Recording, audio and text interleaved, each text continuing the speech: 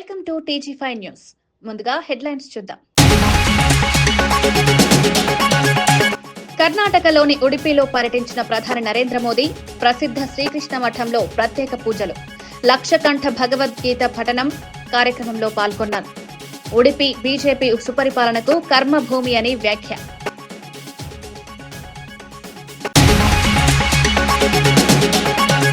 అమరావతిలో 15 బ్యాంకులు, బీమా సంస్థల ప్రధాన కార్యాలయాలకు శంకుస్థాపన. కేంద్ర మంత్రి నిర్మల, సీఎం చంద్రబాబు చేతుల మీదుగా కార్యక్రమం. SBI, LIC, నాబార్డ్ వంటి దిగ్గజ సంస్థల రాక. రాజధానికి భారీగా పెట్టుబడులు, ఉద్యోగ అవకాశాలు. హాజరైన డిప్యూటీ సీఎం పవన్ కళ్యాణ్. రైలు పట్టాలపై బైఠాయించిన కవిత అదుపులోకి తీసుకున్న పోలీసులు. కామారెడ్డిలో రైలు రోకో చేపట్టిన కవిత. కార్యకర్తలకు పోలీసులకు మధ్య తోపులాటలో కవిత చేతికి స్వల్ప గాయం.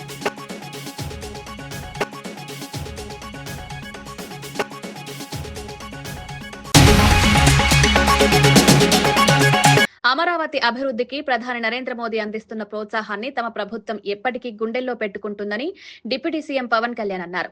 రాజధానిలో అభివృద్ధి ప్రాజెక్టులు తిరిగి వేగం పుచ్చుకోవడం పూర్తిగా ముఖ్యమంత్రి చంద్రబాబు నాయుడు దూరదృష్టి వల్లే సాధ్యమైందన్నారు. రాష్ట్ర భవిష్యత్తు కోసం అమరావతి కీలక కేంద్రంగా మారాల్సిన అవసరాన్ని కేంద్రం కూడా గుర్తించిందని చెప్పారు. కేంద్రం నుంచి వచ్చే ఆర్థిక సాయం కేవలం కాగితాలపైనే ఆగిపోకుండా ప్రతి రూపాయి ప్రజల ప్రయోజనాలకు ఉపయోగపడేలా జవాబుదారీతనంతో పనిచేస్తున్నామని పవన్ స్పష్టం చేశారు. అమరావతి నిర్మాణం దేశంలోనే ఒక ప్రతిష్టాత్మక రాజధానిగా నిలవాలని ప్రభుత్వం కట్టుబడి ఉందని ఆయన పేర్కొన్నారు.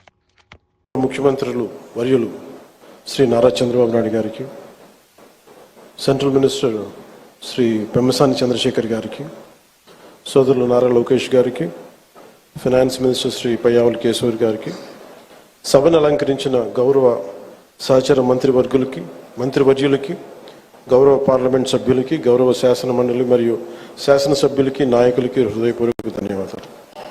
ఇక్కడికి విచ్చేసిన అధికారులందరికీ కూడా నా ప్రత్యేక నమస్కారం. మై హోల్ హార్టెడ్ నమస్కారమ్స్ to all the representatives of the premier banking institutions and insurance companies. On behalf of people of AP and our government, our heartfelt welcome and namaskars to you all. రాష్ట్ర పురోగతి కోసం వేస్తున్న ప్రతి అడుగులో గౌరవ ప్రధాని శ్రీ నరేంద్ర మోదీ గారి నాయకత్వంలోని కేంద్ర ప్రభుత్వం అందిస్తున్న తోడ్పాటు మరువలేనిది. ముఖ్యంగా ప్రత్యేకించి అమరావతి అభివృద్ధికి వారు అందిస్తున్న ప్రోత్సాహం మేము గుండెలో పెట్టుకుంటాం. ఈ రోజున అమరావతి అభివృద్ధి ప్రాజెక్టులు సాగుతున్నాయి అంటే అది నారా చంద్రబాబు గారి నాయకత్వంలోని ఈ ప్రభుత్వం సంకల్ప బలం, మోదీ గారి కేంద్ర ప్రభుత్వ సహకారం. కేంద్రం నుంచి వస్తున్న ఆర్థిక సాయం కాగితాల లెక్కల్లో కరిగిపోకుండా జరుగుతున్న అభివృద్ధి ప్రతి ఒక్కరికి కనపడేలా జవాబుదారీతనంతో ఈ ప్రభుత్వం పనిచేస్తుంది. Madam Nirmala Sitharaman ji, your visit here is not just ceremonial. It is deeply symbolic. బీసీలకు 42% రిజర్వేషన్లు ఇస్తామని చేసిన హామీ నుంచి ప్రభుత్వం వెనక్కి తగ్గిందని రాష్ట్రంలోని విపక్ష పార్టీలు, బీసీ సంఘాల నేతలు తీవ్రంగా స్పందించారు. ఎన్నికల ముందు పెద్ద ఎత్తున ప్రచారం చేసిన ఈ హామీని ఇప్పుడు అమలు చేయకపోవడం బీసీ సమాజాన్ని అవమానపరచడమేనని ఆరోపించారు. రాష్ట్రమంతటా ఉన్న బీసీ జనాభా శాతం పరంగా చూస్తే 42% రిజర్వేషన్లు పూర్తిగా న్యాయసమ్మతమని, కానీ ప్రభుత్వం మాత్రం ఎలాంటి చర్యలు తీసుకోకుండా కాలయాపన చేస్తోందని నేతలు పేర్కొన్నారు. పలుచోట్ల నిర్వహించిన సమావేశాల్లో బీసీ సంఘ ప్రతినిధులు ప్రభుత్వం హామీని ఎందుకు వెనక్కి తీసుకుందో స్పష్టంగా చెప్పాలని డిమాండ్ చేశారు. కర్ణాటక పర్యటనలో ఉన్న ప్రధానమంత్రి నరేంద్ర మోదీ ఉడిపి నగరంలో నిర్వహించిన భారీ రోడ్ షోతో ప్రాంతం మొత్తం ఉత్సవంలా మారింది. బన్నంజే జంక్షన్ నుంచి శ్రీకృష్ణ మఠం వరకు సాగిన రోడ్ షో ప్రారంభం కావడంతోనే వేలాది మంది ప్రజలు రోడ్ల రెండు వైపులా గుమిగూడారు. చేతుల్లో పూలదండలు, రంగురంగుల పూల వర్షంతో ప్రధానికి ఘన స్వాగతం పలికారు. స్థానికులు, భక్తులు, యువత పెద్ద ఎత్తున తరలివచ్చి మోదీ నినాదాలతో వాతావరణాన్ని మరింత ఉత్సాహభరితంగా మార్చారు. రోడ్ షో కొనసాగినంతసేపు హోరనాదాలు, డోలు తాళాలు, సంప్రదాయ కళారూపాలు ప్రజలను ఆకట్టుకున్నాయి. జ్యోతిబాపులే 135వ వర్ధంతి సందర్భంగా అంబర్పేట్ అలీకేఫ్ చౌరస్తాలో ఏర్పాటు చేసిన కార్యక్రమంలో మంత్రి పొన్నం ప్రభాకర్ పాల్గొన్నారు. జ్యోతిబాపులే విగ్రహానికి పూలమాల వేసి నివాళులర్పించిన అనంతరం జరిగిన సభలో మాజీ MP Hanumantharao, mayor Gadwal Vijayalakshmi, MP Anil Kumar Yadav, Khairatabad DCC అధ్యక్షుడు మోతా రోహిత్ తదితరులు హాజరయ్యారు. ఈ సందర్భంగా మంత్రి పొన్నం మాట్లాడుతూ బీసీ ఉద్యమం నిజంగా జరగాల్సింది ఢిల్లీలోనని, ఆర్ కృష్ణయ్య దీక్ష కూడా పార్లమెంటు ముందు జరిగితే మంచి ఫలితాలు వచ్చేవన్నారు. బీసీ హక్కుల కోసం పోరాడాలంటే కేంద్ర ప్రభుత్వంపై ఒత్తిడి అవసరమని ఆయన స్పష్టం చేశారు. అదేవిధంగా రిజర్వేషన్లకు సంబంధించిన అంశం మీద 42% రిజర్వేషన్ల విషయంలో తెలంగాణ ప్రజాపాలన ప్రభుత్వం కట్టుబడి ఉంది. చట్టపరంగా, న్యాయపరంగా, శాసనసభ పరంగా అన్ని రకాల కార్యక్రమాలను మేము చేయడం జరిగింది. అయితే కేంద్రం నిర్ణయం తీసుకోవాల్సిన అవసరం ఉంది. అందుకు సంబంధించి ఈరోజు తెలంగాణ బలహీన వర్గాల నాయకులందరూ కూడా, సమాజ ప్రేమికులు, సామాజిక న్యాయం కోరుకునే వాళ్ళందరూ కూడా కేంద్ర ప్రభుత్వం ఒత్తిడి తేవాల్సిన అవసరం ఉంది. తెలంగాణ ప్రజాపాలన ప్రభుత్వం 42% రిజర్వేషన్లను అమలు చేయడానికి అన్ని రకాలుగా సిద్ధంగా ఉంది అనే మాటని సందర్భంగా మనవి చేస్తూ, ఇందుకు స్ఫూర్తిదాయకమైనటువంటి ఆలోచన విధానాన్ని కలిగించినటువంటి జ్యోతిబా పూలే గారిని మరొకసారి నివాళులర్పిస్తూ, వారి మార్గదర్శకత్వంలో భవిష్యత్ సమాజం నడిచినట్టయితే ఇంక్లూసివ్ గ్రోత్ అందరూ కూడా సమానంగా ఎదిగేటువంటి అవకాశం ఉంటుందని మనం భావిస్తాం. సార్, ఇప్పుడు ఆర్ కృష్ణ ఎంపీ అవుతున్నది 42% రిజర్వేషన్ కాకుండా ఓన్లీ 26% రిజర్వేషన్ వస్తున్నదని చెప్తున్నారు. ఆయన దీక్ష వారికి కూడా తెలుసు, మేము 42% అమలు చేయాలనే సందర్భం లోపల సుప్రీంకోర్టు కానీ హైకోర్టు తీర్పులు 50% దాటద్దు అనేటువంటి పరిమితి, కేంద్రము దాన్ని ఈడబ్ల్యూఎస్ రిజర్వేషన్ ఇచ్చినప్పుడు కేంద్రం బిల్లు తీసుకొచ్చింది. ఇప్పుడు కూడా అట్లా తేవాలని చెప్తున్నా. భారతీయ జనతా పార్టీ రాజ్యసభ సభ్యుడు వారికి కూడా దీని పట్ల అవగాహన ఉంది, వారంటే గౌరవం ఉంది. ఆ పని చేస్తే బెస్ట్. ఫీల్డ్ మీద కన్ఫ్యూజ్ చేసే కంటే తెలంగాణ ప్రజాపాలన ప్రభుత్వం ఏం చేయడానికి సిద్ధంగా ఉంది. కాబట్టి 42% రిజర్వేషన్లకు ఆటంకమైనటువంటి కేంద్ర చట్టం లోపల మార్పు జరగాలి.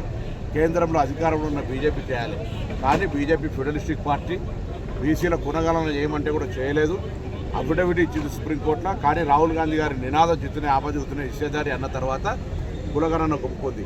ఇప్పుడు కూడా 50% క్యాప్ను ఎత్తేయాలనే రాహుల్ గాంధీ నినాదం ఇప్పుడే బీజేపీ చెవులలో పడుతూ ఉంది. ఒత్తిడి అవసరం. నేను అన్ని బీసీ సంఘాలను, అన్ని రాజకీయ పార్టీలను ఈ నిర్ణయం తీసుకోవాల్సిన కేంద్రం మీద ఒత్తిడి తేవడానికి మనం చెలో ఢిల్లీ ప్రయాణం జరగాలి. ఒత్తిడి అక్కడ జరగాలి. మేము రాష్ట్ర ప్రభుత్వం నుంచి సంసిద్ధంగా ఉన్నాం. మా ప్రభుత్వంలో ఎవరైనా ఎక్కడ కూడా దీనికి వ్యతిరేకత లేదు. ఉంటే దాన్ని మా పార్టీ తరఫున మేము దాన్ని సంభాళించుకుంటాం. కానీ ఈ నిర్ణయం జరగాల్సిన వేదిక కేంద్ర ప్రభుత్వం అనే మాట మరొకసారి కోరుతాం. ఆర్థిక మంత్రి నిర్మలా సీతారామన్ ఆంధ్రుల ప్రతిభను మరోసారి జాతీయ వేదికపై ప్రతిధ్వనింపజేశారు. బెనారస్ హిందూ యూనివర్సిటీలో జరిగిన కార్యక్రమంలో ఆమె ప్రసంగం ఆంధ్ర విద్యార్థుల సైన్స్ ప్రతిభతో ప్రారంభమైంది. టిబెట్ లో ఆచార్య నాగార్జునుడు చూపించిన రసాయన శాస్త్ర మేధస్సును స్మరించుకుంటూ మన రాష్ట్ర ప్రజల కీర్తి ఎంత లోతుగా ఉందో వివరించారు. ఆంధ్రులకు ఉన్న శాస్త్రీయ దృక్పథం తరతరాలుగా దేశానికి శక్తినిస్తోందని నిర్మలమ్మ చెప్పారు. అమరావతిలో బ్యాంకుల రాకతో పాటు రాబోతోన్న ఖగోళ ప్రాజెక్టులపై కూడా నిర్మలా సీతారామన్ వివరించారు. ఈ అభివృద్ధి ఆంధ్ర విజ్ఞాన రంగానికి మరింత బలం చేకూర్చనుందని అన్నారు. ఇప్పుడు ఐటీలో చాలా కాన్సన్ట్రేషన్ పోతుంది. బట్ ప్యూర్ సైన్సెస్ లో, కెమిస్ట్రీ, ఫిజిక్స్ లో ఎంతమంది ఇక్కడి నుంచి పేరు పొందిన వాళ్ళు లేరు. గ్రేట్ కాంట్రిబ్యూషన్స్ చేశారు. అందువల్ల క్వాంటమ్, ఏఐ, ఇవన్నీ కూడా పెరగడం ఒక ఎత్తు. ప్యూర్ సైన్సెస్ కు కూడా మనం కాన్సన్ట్రేషన్ ఇవ్వాలి. దాంట్లో ముందు వచ్చి సీఎం గారు astrophysics, Indian institute of astrophysics తోటి ఒక MOU సైన్ చేశారంటే ఐఎమ్ వెరీ ఇంప్రెస్డ్. అండ్ దానికి ఇండియన్ ఇన్స్టిట్యూట్ ఆఫ్ ఆస్ట్రోఫిజిక్స్ లో సింప్లీ సూపర్ పని చేసే డాక్టర్ అన్నపూర్ణి గారే వచ్చి MOU ఇక్కడ ఎక్స్చేంజ్ చేశారంటే దానికంటే హైయెస్ట్ ఎక్స్పెక్టేషన్ మనం చేయలేము. ఆమె, నేను ఒక జస్ట్ ఉదాహరణ చెప్తా. లదాఖ్ లో నార్మల్ గానే వెళ్తే అక్లమైటైజ్ చేయడానికి 2 days పడుతుంది. వెళ్లే వాళ్ళందరికీ చెప్తారు, స్పీడ్ గా నడవద్దు, మెల్లగా నడవండి, మెట్లు ఎక్కుతున్నప్పుడు జాగ్రత్త, ఊపిరి దిద్దు కష్టపడుతుంది. అంటే ఆక్సిజన్ లెవెల్ తక్కువ ఉన్న ప్రాంతం అది. అక్కడ ఇంకా దూరం డీప్ ఇంటూ లదాఖ్ లో హ్యాండ్లే అని ఒక ఏరియా ఉంటుంది. అక్కడ మీకు డార్క్ స్కై అనే కాన్సెప్ట్ అక్కడ వెళ్తేనే మనకు అర్థం అవుతుంది. లిటరలీ మనం ఆకాశంలో ఉన్న ప్రతి ఒక్క నక్షత్రాన్ని మనం చూడటానికి అంత చీకటి అన్నమాట. ఊరికే బైనాకులర్ అక్కర్లా, నిలబడితే రాత్రి కనపడుతుంది మీకు ఎంటైర్ మిల్కీ వే. అక్కడ ఒక ఇన్స్టిట్యూట్ పెట్టి ఆబ్జర్వేటరీ పెట్టి దాన్ని నడుపుతున్నది ఇండియన్ ఇన్స్టిట్యూట్ ఆఫ్ ఆస్ట్రోఫిజిక్స్. అక్కడ వెళ్ళి నిలబడితే ఊపిరి ఆడదు. మనకి ఆక్సిజన్ తక్కువ వల్ల మనకు చాలా కష్టం. అక్కడ ఆక్సిజన్ సిలిండర్ పెట్టి ఉంచుతారు ఎవరైనా ఏదైనా అసంభావితముగా జరిగితే ఎలాగా అని. అక్కడ ఈవిడ వెళ్ళి అక్కడ you can see the sky. నేను వెళ్ళి చూశాను. Amazing experience.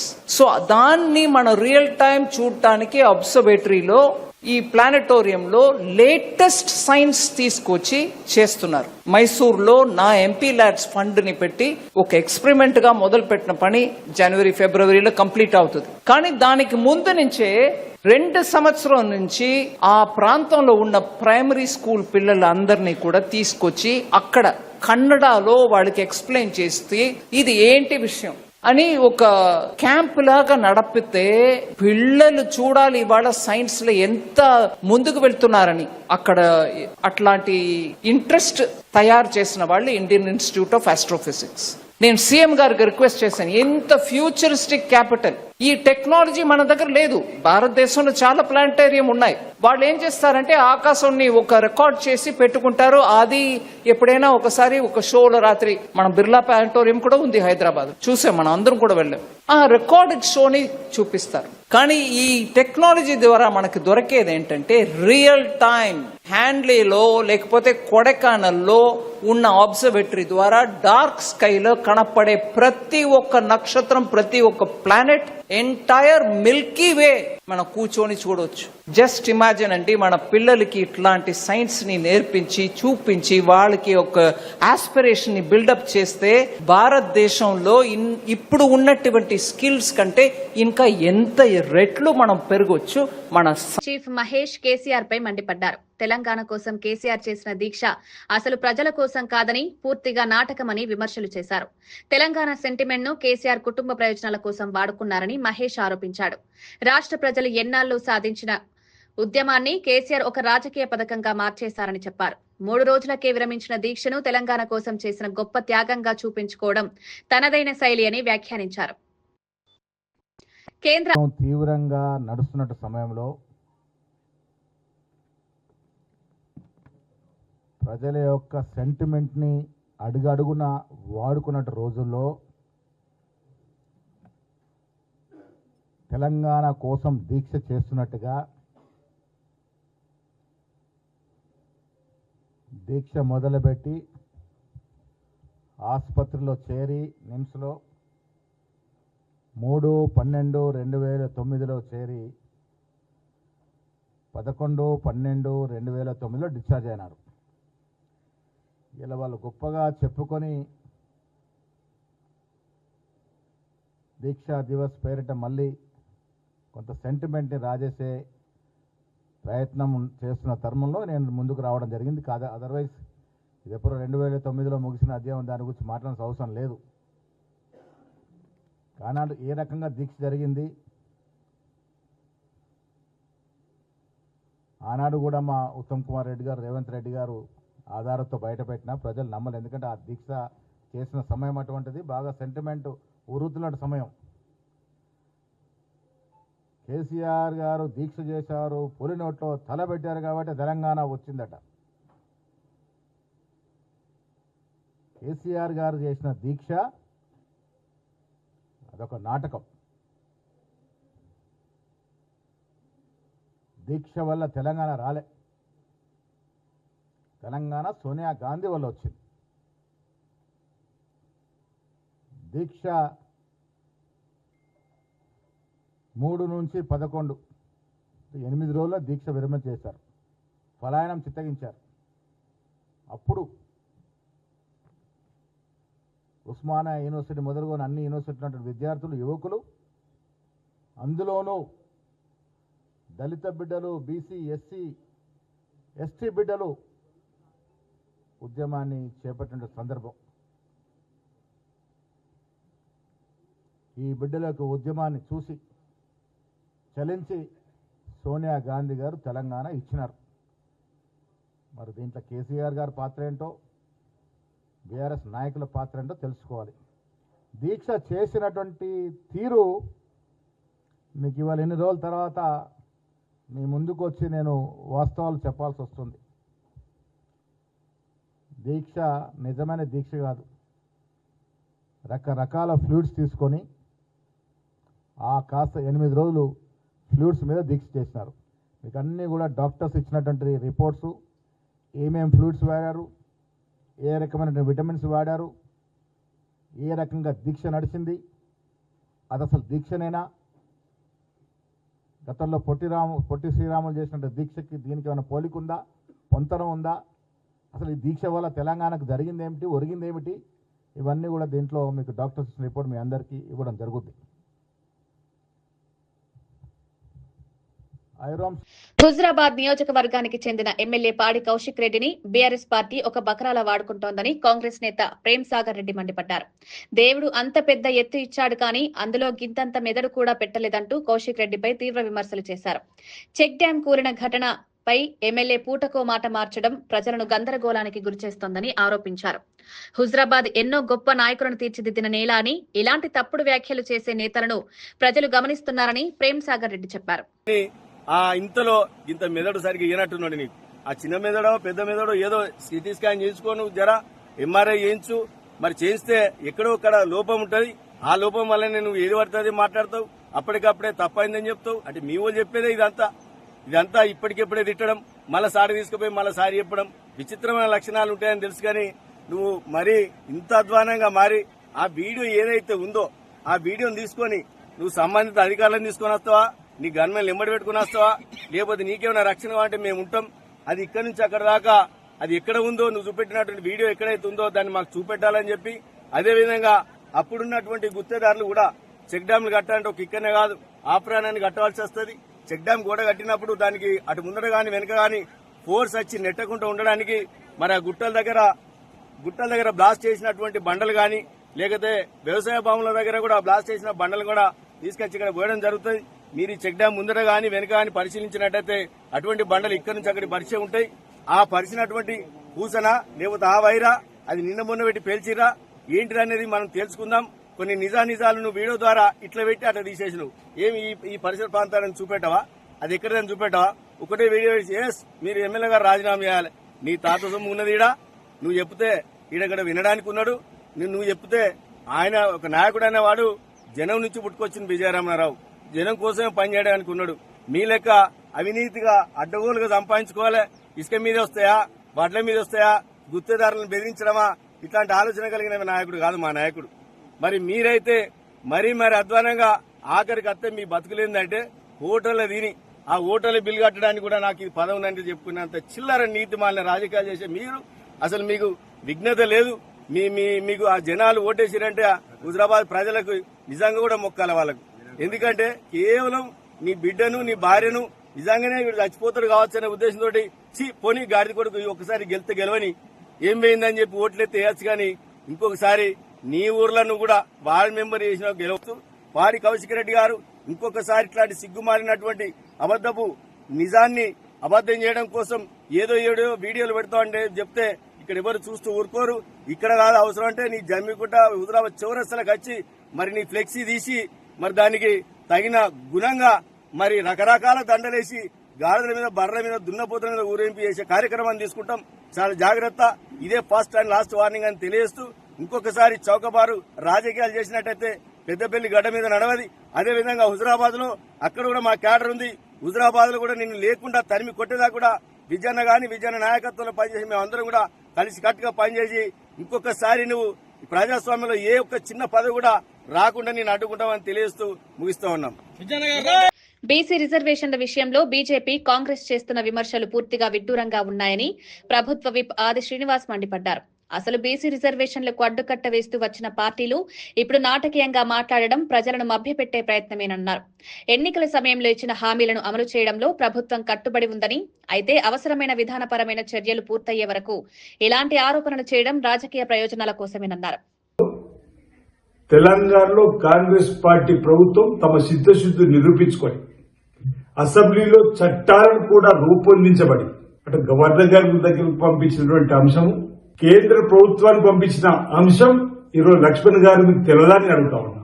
సిద్ధశుద్ధి లేని భారతీయ జనతా పార్టీకి అంటున్నాం. ఇప్పటికైనా నిజంగా బీజేపీకి బీసీలపైన చిత్తశుద్ధి ఉంటే కేంద్ర ప్రభుత్వమైన ఒత్తిడి తీసుకొని వచ్చి 40% రిజర్వేషన్ ఇవ్వాలని. జనం బాట కార్యక్రమంలో భాగంగా కామారెడ్డిలో పర్యటిస్తున్న తెలంగాణ జాగృతి అధ్యక్షురాలు కవిత బీసీ రిజర్వేషన్ల పెంపును డిమాండ్ చేస్తూ రైలు రోకో నిరసన చేపట్టారు. జాగృతి నేతలతో కలిసి రైల్వే ట్రాక్ పై బైఠాయించి తమ ఆవేదనను వ్యక్తం చేశారు. బీసీలకు అన్యాయం చేస్తే ఖబర్దార్ అంటూ ప్లకార్డులతో ప్రదర్శించడంతో అక్కడి వాతావరణం ఉద్రిక్తంగా మారింది.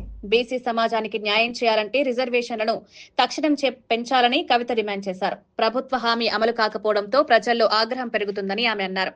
మా పర్యటన జుక్కల్లో నాగమడుగు ప్రాజెక్టును సందర్శించడంతో ప్రారంభించి ఆ తర్వాత నిజాం సాగర్ పోయి అక్కడి నుంచి నాగిరెడ్డిపేట్, ఆ తర్వాత లింగంపేట్, ఆ తర్వాత కామారెడ్డి పట్టణానికి రావడం జరిగింది.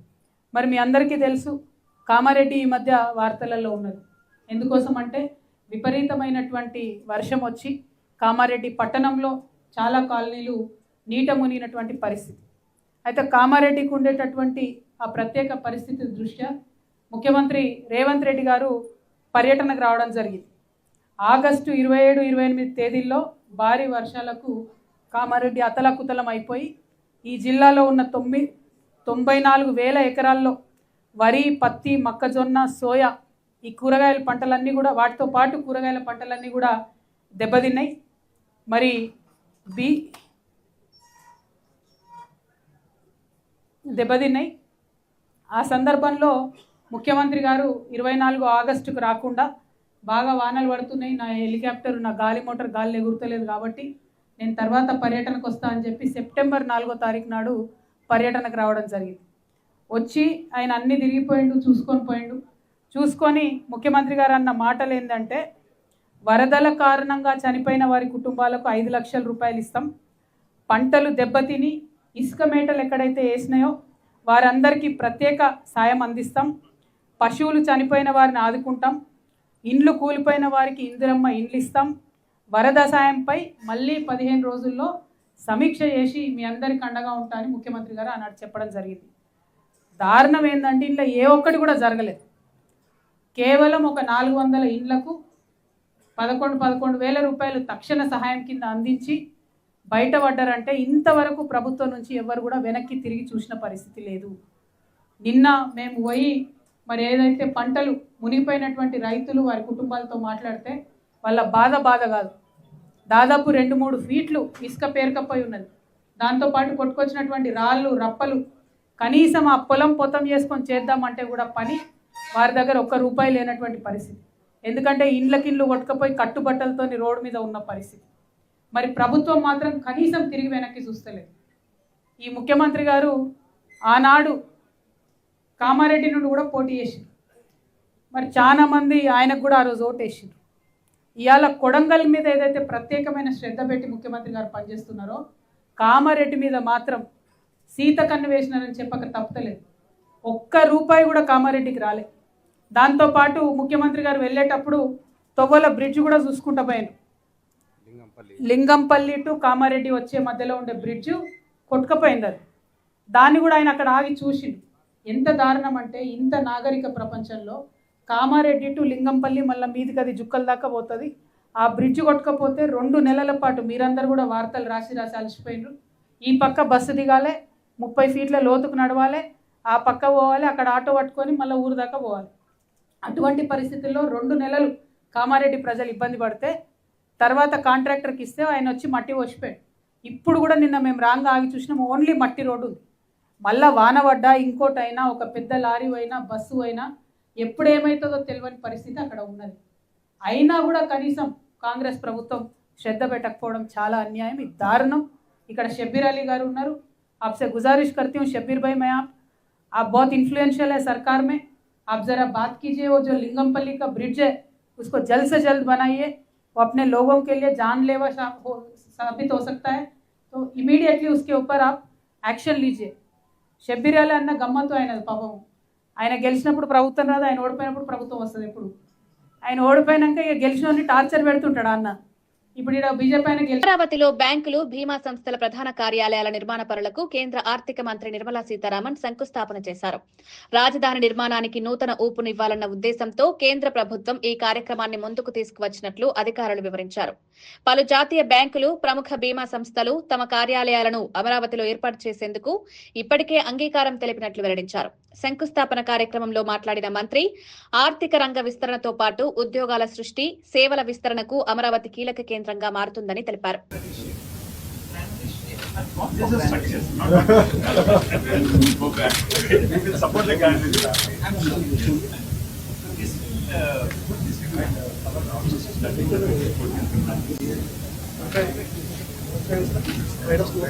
చెప్తాడు నువ్వు తీసుకుంటే తీసుకొని వెళ్ళిపోతా.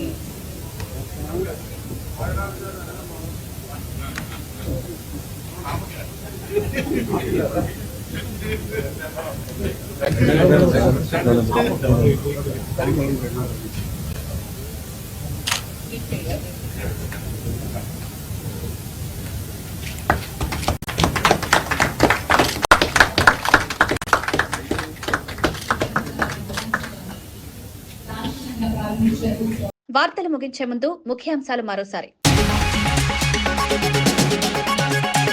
కర్ణాటకలోని ఉడిపిలో పర్యటించిన ప్రధాని నరేంద్ర మోదీ ప్రసిద్ధ శ్రీకృష్ణ మఠంలో ప్రత్యేక పూజలు, లక్షకంఠ భగవద్గీత పఠనం కార్యక్రమంలో పాల్గొన్నారు.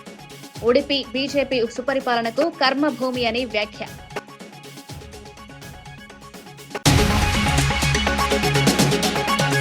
అమరావతిలో 15 బ్యాంకులు, బీమా సంస్థల ప్రధాన కార్యాలయాలకు శంకుస్థాపన.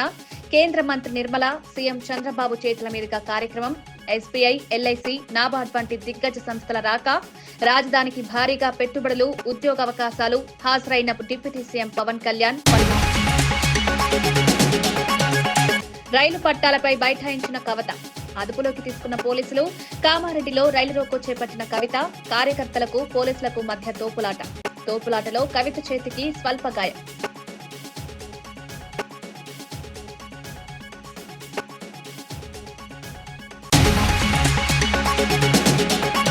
ఇవి ఈనాటి వార్తా విశేషాలు.